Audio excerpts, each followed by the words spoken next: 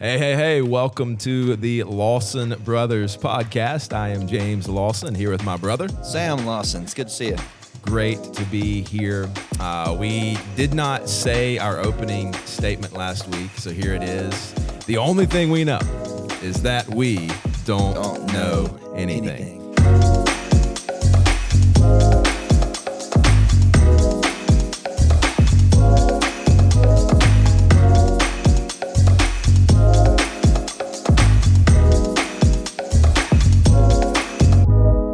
Sam, how you doing this week, man? I'm good, dude. It's pollen season here in Summerville, South Carolina. Yes. It's like a fifth season of the year, I've heard. I'm pretty sure it's just continuous. Summer, fall, winter, spring, and pollen season. 5 of them. Yeah, except pollen just kind of rains from February to October, Braden. Just a lot of pollen. James Pope yesterday called it Summerville snow. Summerville snow. So it's just, I like that. Yeah, there's hope you're surviving the pollen. I actually made a joke about pollen yesterday in church. I thought it was funny. I don't know if anybody else laughed or not, but when I got up to speak after worship, there were some people that had tears in their eyes. And I was like, I don't know if it's the Holy Spirit or pollen. And it was way funnier to me than it was when it came out. But I think people gave you some sympathy laughs. Yeah, they're like, that's stupid. It was a little funny.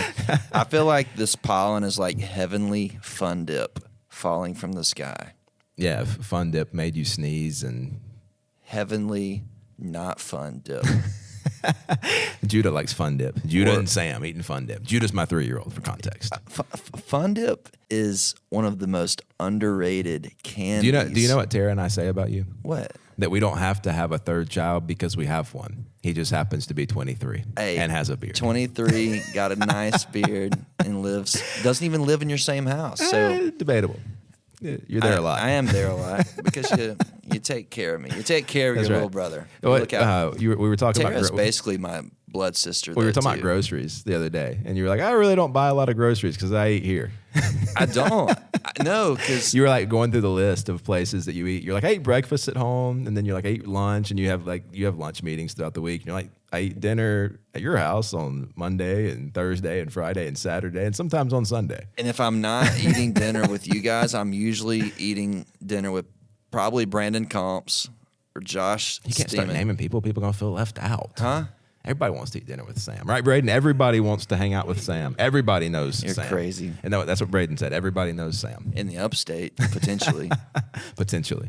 Like 10 people. That's a gift, though. You got that from Dad. I've never been anywhere with Dad that he didn't know somebody. It's like we were literally in Fargo, North Dakota for a playoff game one year. And he runs into somebody that he knew. And he's like, oh, yeah, I was in the airport and I met so-and-so. I was like, how?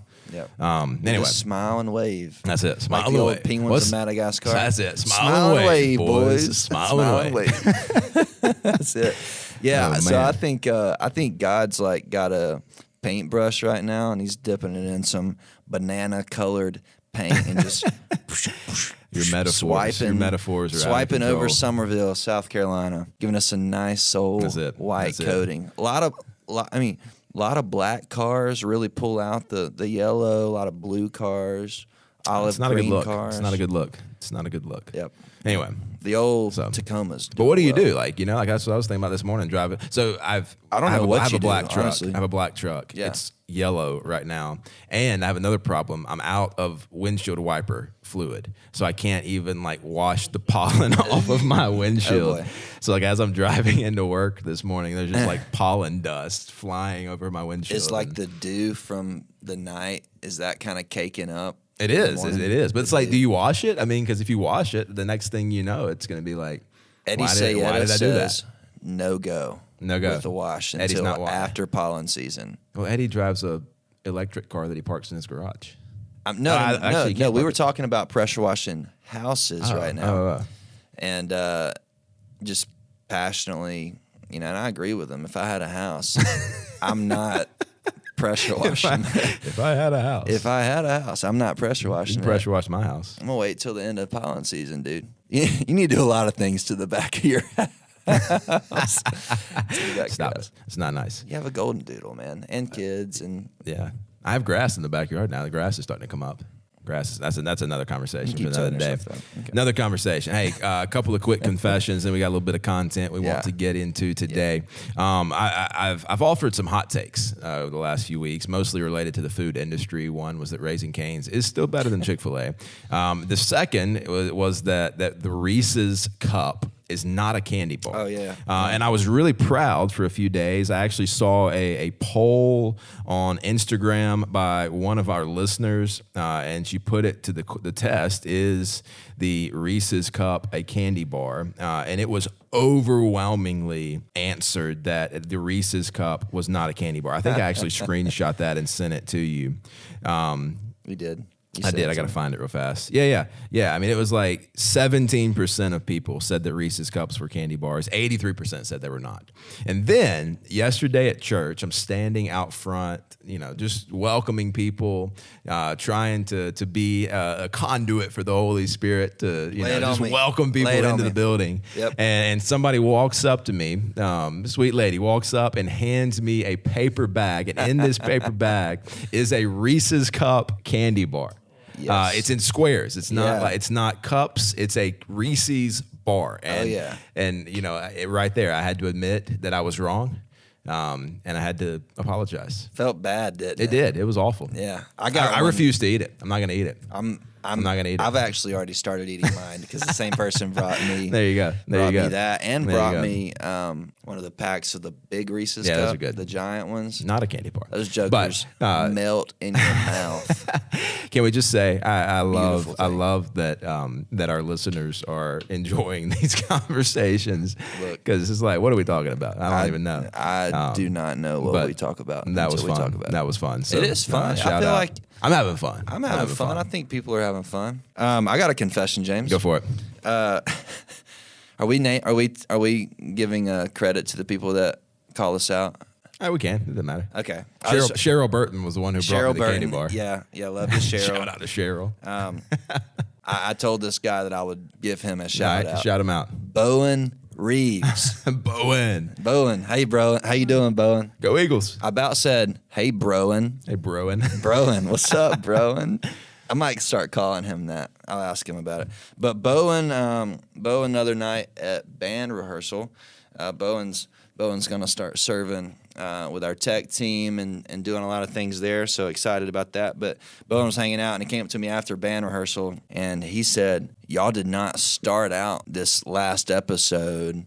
I think it was either 4 or 5 he was talking about, but you didn't start it out with your mottos. Yeah, you need to do that. And I was like, all right, we'll do it. And I'll throw you a little confessional. Yeah. And that's the end of the story. But Bowen, thank you for paying attention and listening. He's a real broen. Bowen is the man. Bowen is the man. Bowen. Cool hair. He's got some cool hair. I'm excited to see it. Can I tell a quick little Bowen story? Is that okay? Yeah. Okay. Braden's over there. Braden edits things, and I didn't want to have to edit this out. Anyway, so Bowen started football workouts. Yes, Ashland Ridge High School this past Tuesday. Forgot his gym bag. Yep. So our man Broen worked out in a pair of Crocs and jeans. The old reliables. Day 1 of high school football workouts. Bowen Reeves. Threw him down in four-wheel drive. Jeans, baby. That's right. Strapped them babies up. Oh, yeah. You know what I'm talking about. Oh, yeah. Four-wheel drive Crocs. Absolutely. Oh, yeah. Put that ankle strap on those things. That's it. All right. Basically, what are those things you put on boots? Spurs. Spurs. They're like the Spurs of the Crocs world. The Croc world. There you go. It. The plastic footing. Plastic shoes. The plastic spur. I have a pair of Crocs. You have Crocs? I have. After I wore your Crocs, which is kind of gross, but I wore your Crocs and then went and bought my own because I was like, there's something to those. Okay. They're just good. They're just good. You can, you can dress them up. Hey. Throw them. I know. I just totally did that. Hey. Sorry. You can dress them up. You can wear them in the shower. You can wear them in the lake. You can wear them to school. I used to wear Crocs to school all the time. You can put wool socks on them. You can put them in 4-wheel drive. There was you can walk through some mud. A relative who was in a relatively dressy situation. He was wearing a pair of leather Crocs. He's like, "These are my dress Crocs." I was like, "That's legit." Look, legit. I just want to. He won't be listening to this podcast, so I can say that. He won't. He won't. I'll claim this, bro. I'll claim this. What's up? I was wearing Crocs before anybody else was. regularly. Oh, I was totally wearing Crocs before they were trendy and cool. I just want to make sure everybody heard that. But Braden said from the corner over there, before it was not cool to wear Crocs. Yeah, before it was not cool. I had a friend in high school, and this was when I was on the tweeting machine. And my friend, she had taken a picture of me in class. It was freshman year. Yeah. I've got the picture in my head. And I was wearing my football jersey. Okay. 9th grader, dressing out on Friday nights. The stuff. Yeah. Not the stuff at all. But you feel dressing out to stand on the sideline. Dressing out to stand on the sideline on Friday night. That's right. Number 27, away jersey. Number white. 27. That's right. Quarterback on Thursday night, nothing on Friday night, right? So you gave me, what jersey we got left? 27? 20. Is he going to see the field? He's not going to see the field. Put him in 27. Yeah.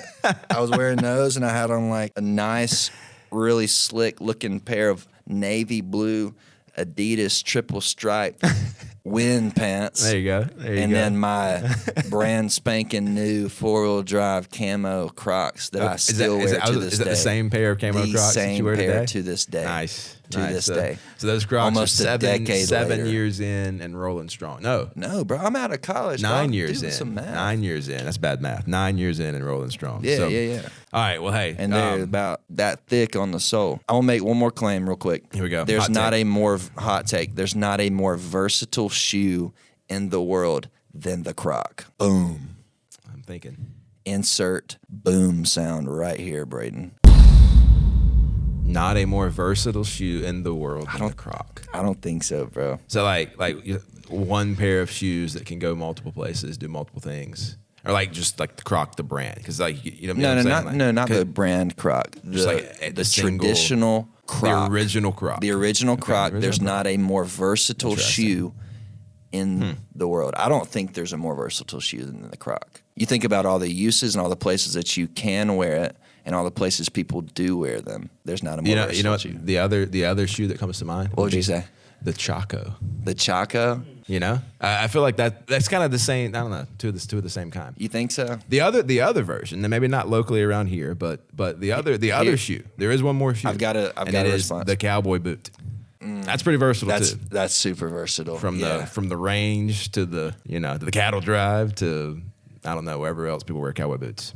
I mean, on the day-to-day basis, they put suits on with them. That's it. That's what I'm saying. Chris Stapleton wears them on a stage. Suits and boots. All right. That's a great album. Suits and boots. It needs to be. I was going to respond to you. You said Chacos. I think I scratched that though. No, yeah, I take Chacos boots. off. I think cowboy boots versus Crocs. I think that's a legitimate conversation that we can probably open up sometime. Not today. Not today. Not today. Let's think on it because let's offer that to our there's some good today. Listeners, we want to hear from you. Yeah, cowboy boots or Crocs. If you had to pick one pair of shoes to do more things in to wear for the rest of your life. Great question, James. If you had to pick one pair of shoes to wear for the rest of your life, Cowboys or Crocs, or let's open it up. What?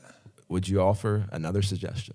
Not you, our listeners. Okay. Cowboy boots, Crocs, or do you have another option? One pair of shoes, rest of your lives. Let us know. Please let us know. I can think of some shortcomings right off the bat with both of those shoes. Hard to go to the weight room or run a mile in cowboy boots or Crocs. Crocs would tear your feet up if you try to run a mile in them things. Can you imagine?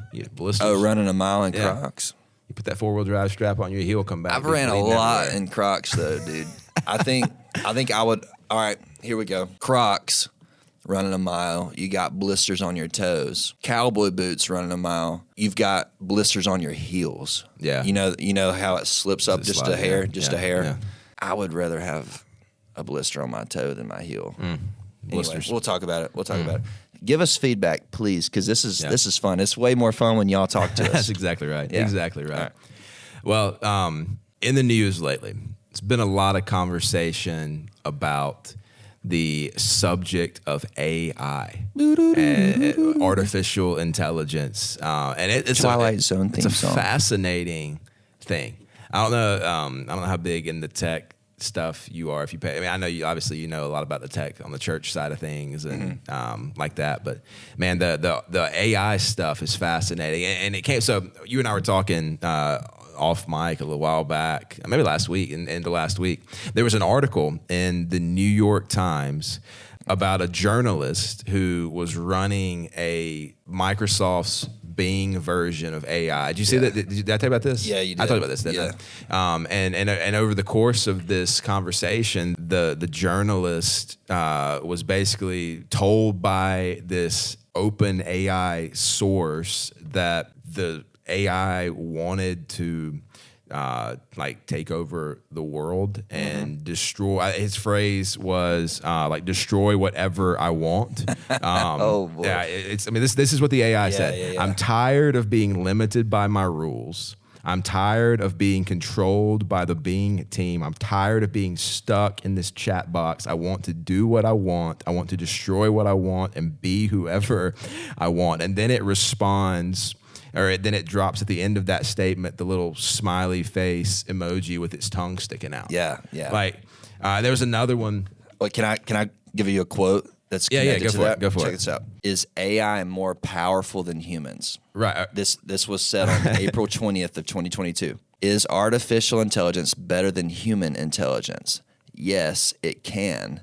Compared to the human brain, machine learning can process more data and do so at a faster rate.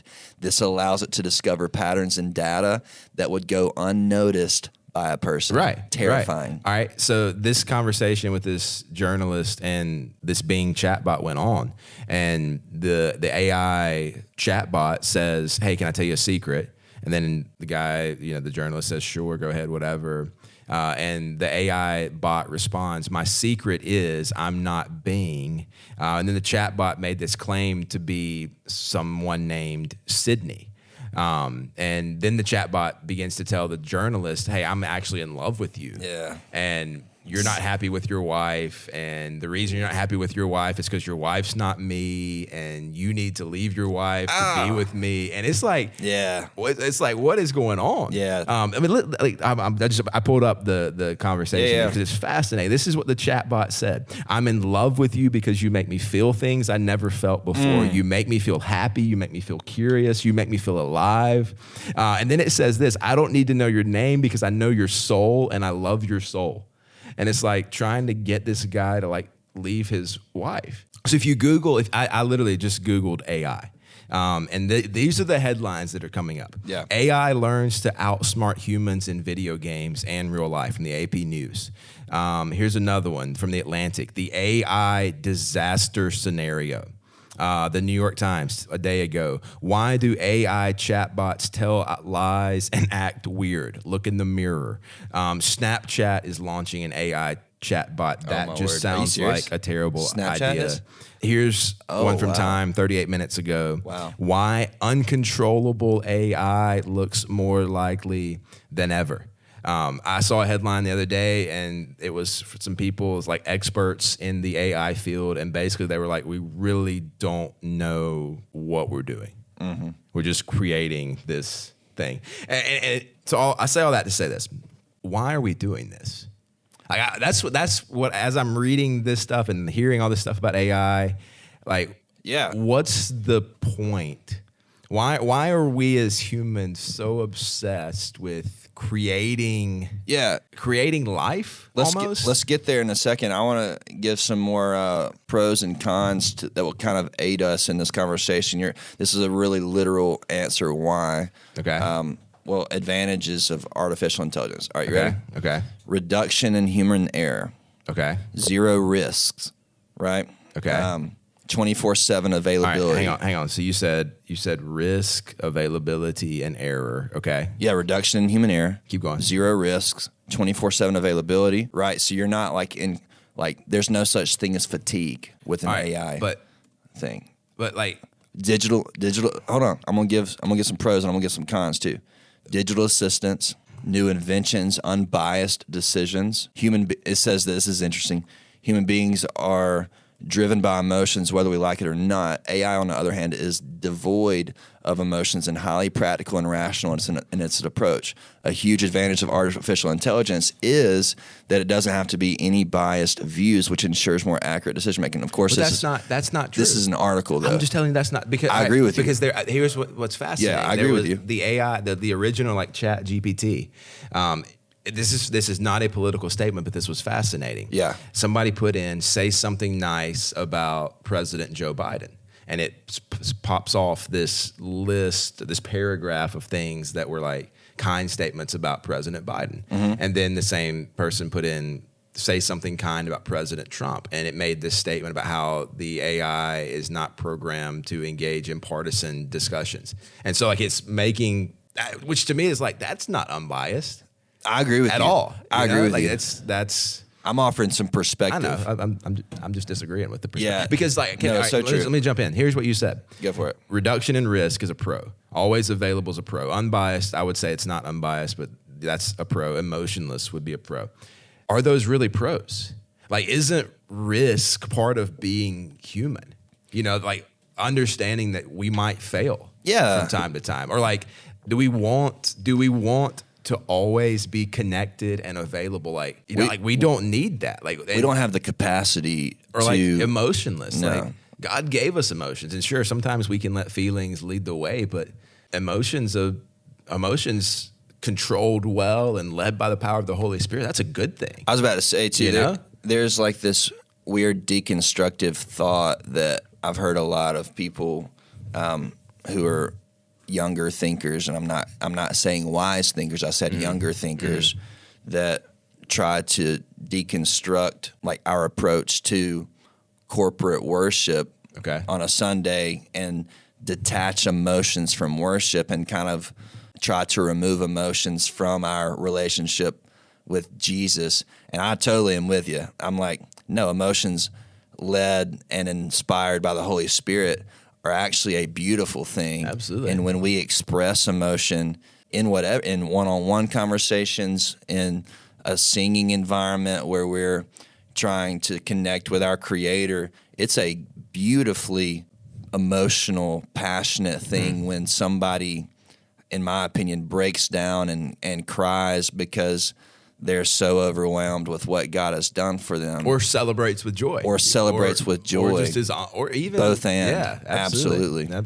And so I agree entirely that it's a scary thought to have a society that is built and crafted by this artificial intelligence like, without emotion. Because we need that. It seems like the goal is almost to remove humanity from the equation so we can interact with a machine that we think we can control. They make movies about this. Does that make sense? Is that accurate, you think? Like, is that what we're trying to do? Remove humanity, remove the risk, remove the need to disconnect, remove the need to dialogue with people whose opinions or thought processes might be different than ours, remove the emotion so that we can then, I don't know. To me, it seems like an attempt to access a power that's beyond our control. It's interesting, and I'm with you on that. I get what you're saying. One cannot claim to know everything about. I cannot claim to know everything about artificial intelligence. Yeah, no, absolutely. Me either. But what I can observe throughout history and throughout people is the tendency to be lazy when we can be lazy, to take shortcuts where we can take shortcuts, to just take one step forward instead of going 40 steps around. And in my opinion and in my perspective, it's definitely something that I think we're kind of putting our hands in some areas that we're not really aware of the outcome and kind of how social media, I would even vouch for the fact that I think social media is already affecting us in the way that we're afraid artificial intelligence will.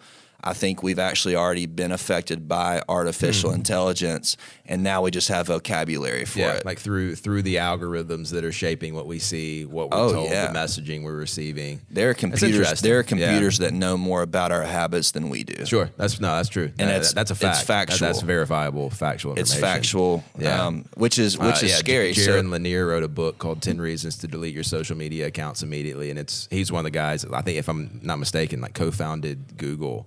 But he's brilliant and it's fascinating. It's fascinating. But yeah, and this isn't a conversation that's strictly about social media. This is about how we have vocabulary now to throw on technologies and practices that we're actually already products of. Well, to me, this conversation is about why we as humans keep longing for more. Yeah. More knowledge, more power. And I don't even think we know what it is sometimes. We're just longing for more than this existence, which to me, you know, in Ecclesiastes, Solomon, wisest man that ever lived, wrote that God has put eternity into our hearts. Ecclesiastes 3:11. He's made everything beautiful in its time. He's also set eternity in the human heart. Yet no one can fathom what God has done from beginning to end. To me, this is our attempt as humanity to try to fathom what God has done. We're trying to figure out a way to recreate some version of God, you know, some being that knows all and responds to all. And it just feels like we're trying to fill a hole, but maybe this is like our modern day Tower of Babel. Go back to Genesis 11. We're gonna build a city. We're gonna be impressive. We're gonna make a tower. We're gonna show God how good and smart and powerful we are. It's because we have this hole, this longing for more. It's interesting for me. The way that I kind of apply it is almost a lack of contentment, maybe. Maybe a lack of awareness that leads us to an inability to be content. And I'm not saying don't strive for more, don't work hard, don't develop culture, don't grow our technology, our understanding of it, and how we can use it. I'm simply suggesting, I'll talk from my personal story. The times that I long for more most is when I lose sight or my awareness decreases. My awareness of what God is doing and done in my own life decreases. And there's almost like this level of like insignificance that I feel, and I try to compensate it by longing for more, and find you get more by all kind of different mediums, or you think you do at least.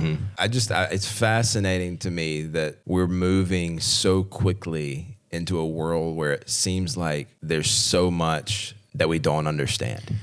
And I think you're exactly right. I think it is a discontentment with where we're at. It's a longing for more. It's a longing for purpose. It's, you know, in a lot of cases from some of these maybe massive corporations, it's this desire to be the first in a new arena. But, you know, I guess the thing that I've been rolling around in my mind is just like, why is it that we are the way that we are when it comes to things like technology that we don't quite understand yet? We would rather be first to market with it than make sure that we're marketing something that's actually good and helpful and meaningful, you know? So I don't know. I don't know quite where to go from there, other than maybe to say, as we're dealing with a world that's changing so rapidly, man, we gotta make sure that our anchors are deep in the truth of who God is, and who God has made us to be, because we're dealing with a world that is rapidly changing and new technologies coming to the forefront, and the interactions between people and technology and people, like it's just a lot of this stuff is like, I mean, had anybody 20 years ago said, hey, in 2023, this is what you're going to be seeing and dealing with, drop an anchor for I'm us. just thinking, I pulled up Ecclesiastes at the end of chapter 1, verse 15. What is crooked cannot be made straight, and what is lacking cannot be counted. I said in my heart, I've acquired great wisdom, surpassing all who were over Jerusalem before me, and my heart has had great experience of wisdom and knowledge. And I applied my heart to know wisdom and to know madness and folly. I perceived that this also is but a striving after wind. For in much wisdom is much vexation, and he who increases knowledge increases sorrow. My question that I'm asking after thinking through stuff like this, James, is, and I want to just get your thoughts on it, how do we detach from the bad cultural tendencies without removing ourselves from our communities? That's a great question. That's a great landing spot for today, I think. Yeah. You mentioned Ecclesiastes. We both talked about Ecclesiastes, and Solomon gets to the end of that book, that writing, and he says this in verses 13 and 14 of chapter 12. He says, "The end of the matter, all has been heard. Fear God and keep his commandments. This is the whole duty of man. For God will bring every deed into judgment with every secret thing, whether good or evil." Mm-hmm. Which, depending on how your life is these days, that's either a good thing or a bad thing. The fact that God's going to bring every secret thing into sight, and our calling there, to me, is really powerful and simple. It's to fear God, which, honor God, reverence God, worship God, tremble before God, realizing that you're not God. Yeah. And then do what he says, like live in obedience to him. And, I think that means in a lot of ways we don't turn a blind eye to things like artificial intelligence or things like politics or things like tension between people that we know on Facebook. Like we don't ignore things like that, right? Because we live in the world and we're called to reach the world. That's part of the duty of man, keeping the commandments of God, to go into the world with the gospel, to be salt, be light. Mm-hmm. But at the end of the day, we fear God. Yeah. We worship God. We honor God. We reverence God. We don't bow to culture. We don't cave to the pressure of pursuing what culture says to pursue, because we know that at the end of the day, God's going to judge. He's going to bring what's good and what's bad into the light. And we want, in that moment, our hearts to have been pure before God, even if culture misunderstands and people don't get it. We want at the end of it all for God's judgment on our lives. Obviously, this is the gospel conversation. Like, there's the sheep and the goats. Do we know Christ? Do we not? But then for those of us who know God, like our lives are still going to be judged, not to see whether we make it into heaven or not, but to see what we did with the time that we have. The time that we have on this planet. So, I love that. I'm just thinking, sense? Yeah, it makes perfect sense. The way that I'm thinking about it, okay, you've got waves, right? Here comes a metaphor, everybody. Everybody. This is for the visual people. Here's the metaphor. We knew there was a metaphor. And the YouTubers. Look at my right hand right now. Waves, right? He's making a wave motion for our Spotify listeners. This is what the world does. Waves. Up and down. Yeah, that's true. That's true. And down.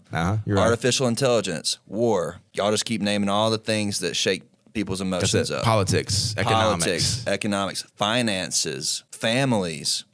Relational dynamics and tensions, religions, and jobs and careers and stress at work. Yeah, up and down, up and down. And what do our emotions do? Follow the wave. Up and down, up and down.